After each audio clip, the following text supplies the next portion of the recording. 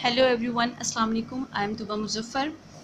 जैसा कि आप जानते हैं कि हमने पिछली वीडियो में सेट नोटेशन के बारे में पढ़ा था और हमने उसको डिस्कस करने की कोशिश की थी। हमने सेट नोटेशन में डिस्क्रिप्टिव नोटेशन जो है उसको देखा था पिछली वीडियो में।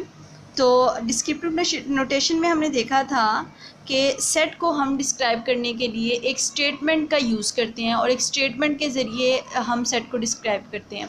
हमें जो भी सेट दिया जाता है, हमें उसे देख के जो समझ आ रहा होता है उसको हम एक स्टेटमेंट के ज़रिए बयान कर देते हैं। अब हमने सेट नोटेशन की बाकी जो दो जो फॉर्म्स हैं हमने उनको देखना है, जो कि है टेबुलर नोटेशन और सेट बिल्डर नोटेशन।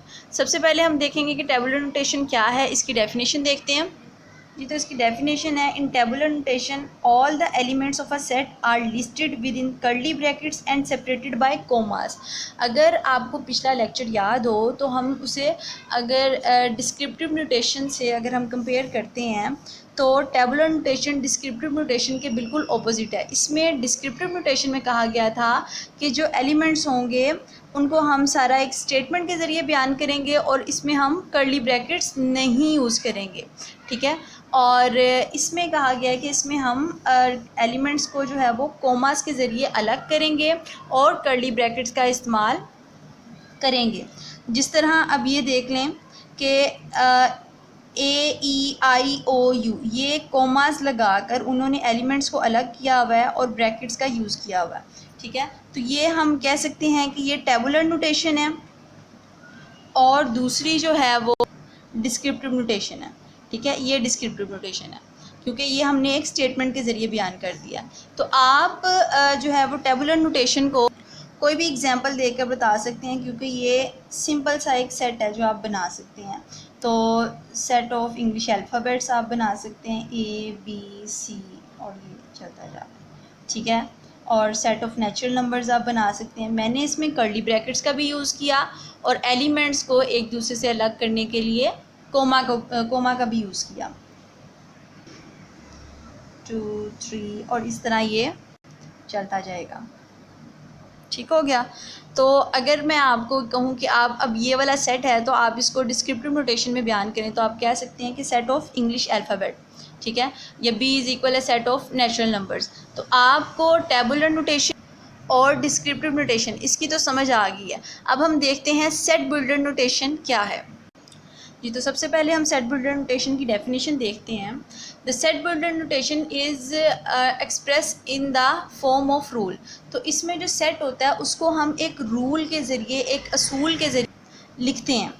तो अब वो असूल क्या है या कोई भी सेट हो उसको सेट बिल्डर फॉर्म में किस तरह लिखना है, सेट बिल्डर नोटेशन में लिखने का तरीका क्या है, रूल क्या है, वो देखते हैं।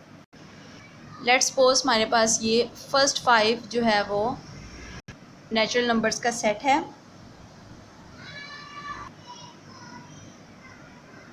थ्री, 4 और 5 कर्ली ब्रैकेट क्लोज, ठीक है।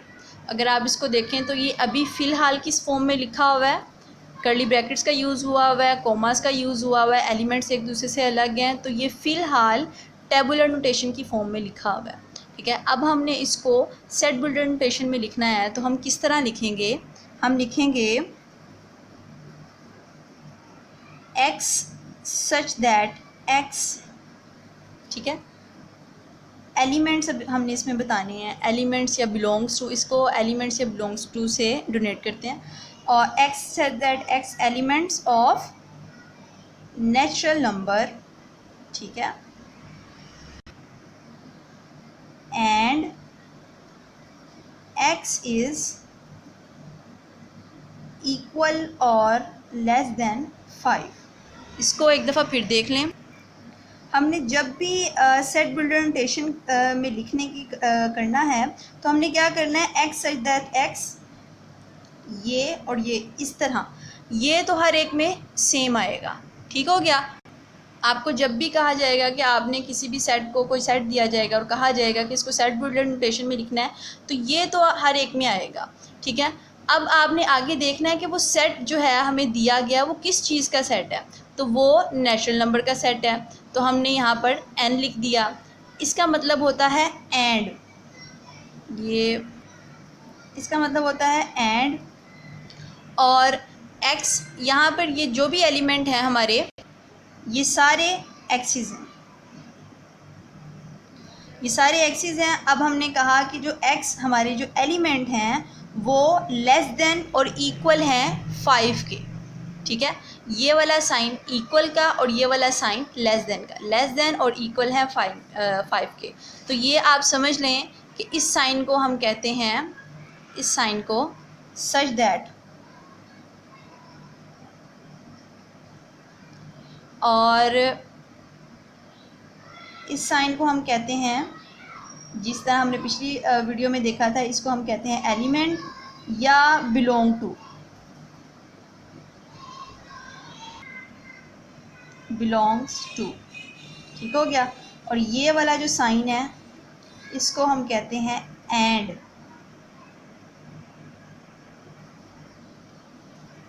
अब आप एक दफ़ा फिर देख लें कि सेट नोटेशन में जो हमने रूल बनाना होता है वो रूल हमने इस तरह बनाना होता है, ये चीज़ हर सेट में सेम आएगी, कर्ली ब्रैकेट, क्लोज और ये।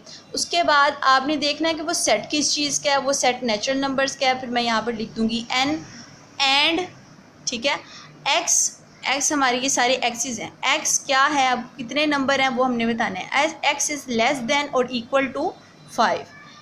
तो ये हमारी तीनों आज मैंने आपको समझा दी हैं, set builder notation, descriptive notation और टेबुलर नोटेशन। तो टेबुलर नोटेशन को आपको पता है कि आपने जो है वो कोमास का यूज़ करना है और कर्ली ब्रैकेट का यूज़ करना है। सेट बिल्डर नोटेशन में आपने ये रूल यूज़ करना है, रूल के साथ आपने इसको बताना है। और डिस्क्रिप्टिव नोटेशन में आपने एक स्टेटमेंट के ज़रिए जो है वो आपने अपनी सेट को डिस्क्राइब करना है।